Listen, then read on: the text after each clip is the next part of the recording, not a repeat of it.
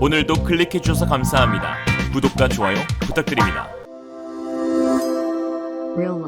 중국을 욕한 것이 아니다. 욕하고 보니 중국이었다. 중국의 부족한 기술력과 아나무인식 민폐가 만든 콜라보레이션. 중국이 발사한 우주로켓 추진체가 지구로 추락 중입니다. 그런데 중국 관영 매체는 이에 대해 어떠한 언급도 없이 침묵하고 있고, 중국 측 전문가라는 인간들은 다른 국가 탓을 하며 아무런 문제가 없다고 합니다. 자신들이 세상의 중심이라며 중국이라 칭한 그 나라답습니다. 하긴 코로나에 대한 사과도 없는데 뭘 바라겠습니까마는 뻔뻔도 유분수지. 연일 중국산 로켓 추진체로 우주정거장 핵심 모듈을 지구 궤도에 올리는 데 성공했다라는 자랑만 늘어놓고 있는 형국입니다. 중국이 지난 4월 28일 발사한 장정 5B의 1단 추진 로켓이 발사 직후 우주정거장 핵심 모듈과 함께 우주로 올라갔습니다. 그리고 일주일 뒤 지난 4일부터 지구로 떨어지기 시작했다고 스페이스닷컴 등 우주 전문 매체들이 전했습니다. 중국의 장정 5B 추진체가 추락 중이라는 사실은 미군이 처음 확인했는데요.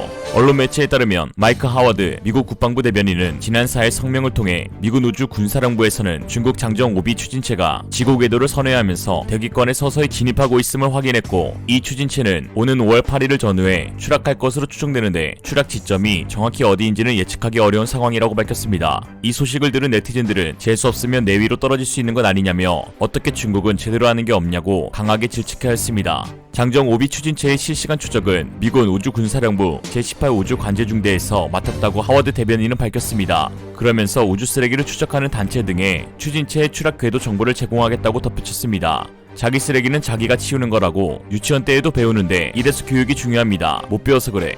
현재 지구로 떨어지는 이 추진체는 길이 30m, 폭 5m에 무게는 무려 22.5톤이나 됩니다. 일반적인 로켓 잔해는 지구로 떨어지면서 대기열과 마찰열로 소멸하지만 이 추진체는 너무 커서 지구로 추락할 가능성이 매우 높은 것이죠. 항공우주 전문가들은 최악의 경우 같은 위도에 있는 뉴욕, 마드리드, 베이징, 웰링턴 등에 추락할 수도 있다고 경고했습니다.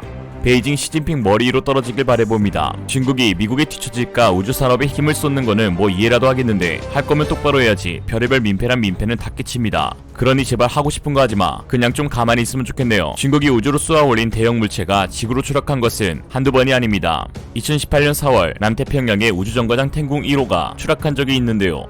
2011년 9월 발사한 텐궁 1호는 발사한 지 5년 만에 고도가 급격히 낮아지자 중국 당국이 폐기한 우주정거장입니다. 중국은 8.5톤이나 되는 텐궁 1호의 추락 현황을 공개하지도 않고 수습에 적극적으로 나서지도 않았습니다. 당시 세계 각국은 텐궁 1호가 자국에 떨어질까 우려했고요. 여기 안 나올래야 안 나올 수가 없는 나라. 작년 5월에도 이번 사건과 같은 운반 로켓인 장정 5B의 잔해가 지구로 추락했습니다.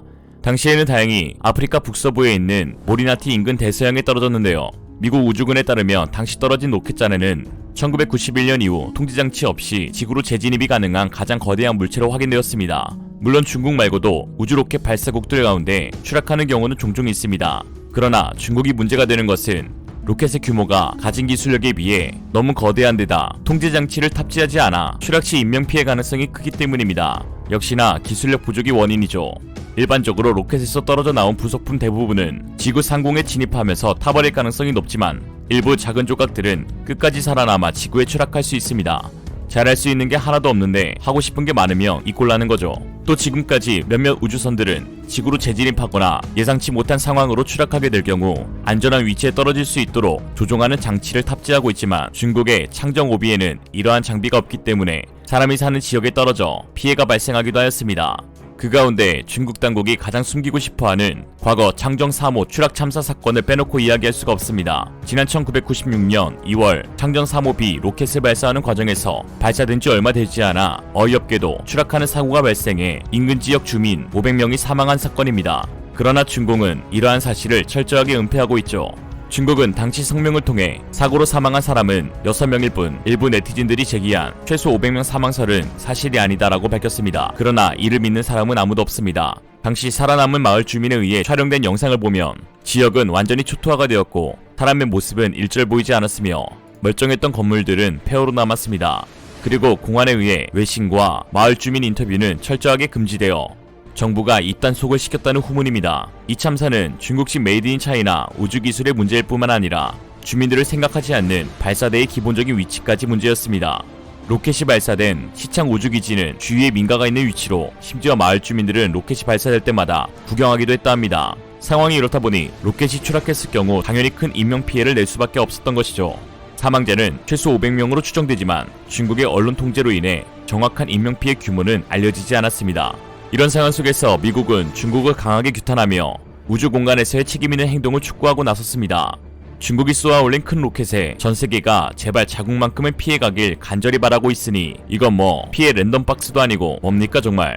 미국은 이 파편들을 직접 추적하며 대책을 세우고 있습니다. 똥 싼 사람 따로 있고 치우는 사람 따로 있네요. AP통신에 따르면 젠사키 백악관 대변인은 5일 브리핑에서 중국은 책임있는 우주행동을 취해야 하며 국제사회와 협력하길 바란다고 이번 사태에 대한 무책임함에 강한 목소리를 내었습니다. 이에 대해 중국은 중국했습니다. 중국 대변인들은 이번 추락에 대해 일절 함구하고 있고 산하 전문가들을 부추겨 대응하고 있는데요. 왕연한 항공우주잡지 항공지식 편집장은 대부분 파편은 대기권에 진입하는 동안 타버리고 극히 일부만 떨어질 것이라며 그것도 사람들이 활동하는 곳에서 멀리 떨어진 지역이나 바다에 떨어질 것이라고 말했습니다. 또 다른 군사평론가 송중핑은 로켓 잔해가 지구로 돌아오는 것은 지극히 정상적이라며 적대국들이 중국의 기술이 발전할 때마다 견제하려 사용하는 낡은 전략일 뿐이라고 주장하였습니다.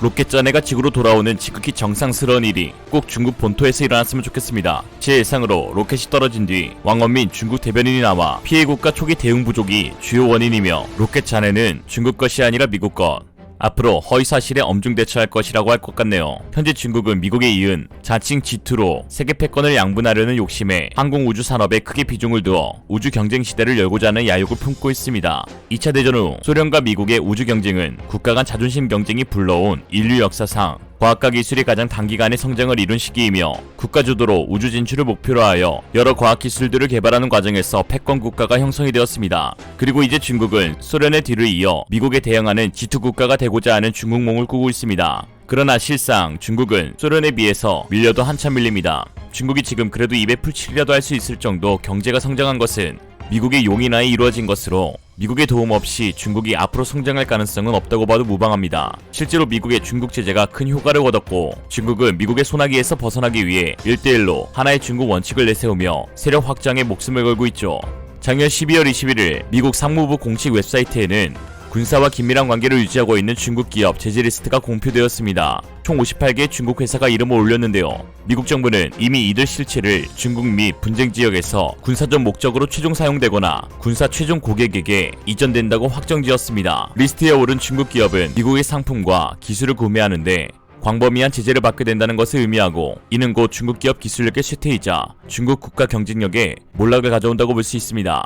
그런데 여기서 눈여겨보아야 할 것은 이 리스트의 거의 대부분의 회사가 항공우주산업과 관련된 회사라는 것입니다. 예를 들어 항공항천, 부채추진기술학원, 중국항공엔진 집단공사 산하의 8개 기구인 항공과학기술유한공사, 항공동력유한공사, 북경항공학원, 중국가스터빈 사업부 등 절대 다수가 항공우주 관련 회사죠. 이처럼 광범위하게 특정 목표를 가진 제재는 리스트에 오른 이들 중국 기업들이 모두 미국으로부터 항공우주와 관련한 제품, 기술과 서비스를 제공받지 못한다는 것을 의미합니다. 이는 중국이 미국의 제품과 기술을 이용하여 속전속결로 항공우주 기술을 발전시키려는 것에 대한 중대한 좌절일 수밖에 없습니다. 중국은 미국 없으면 아무것도 못합니다. 훔치는 데에도 한계가 있죠. 전문가들은 미국이 우주군의 지위를 제고하면서 우주 역량을 확고히 하고 있는데 제재 리스트는 명백히 중국의 우주 역량 발전을 억제하려는 뜻이라고 분석하였습니다. 미국의 우주 전문가 마리시 피츠제럴드가 미중경제안전검토위원회에서 발표한 보고서에서 중국은 과거 10년간 군사연대화 과정에서 이미 비밀리에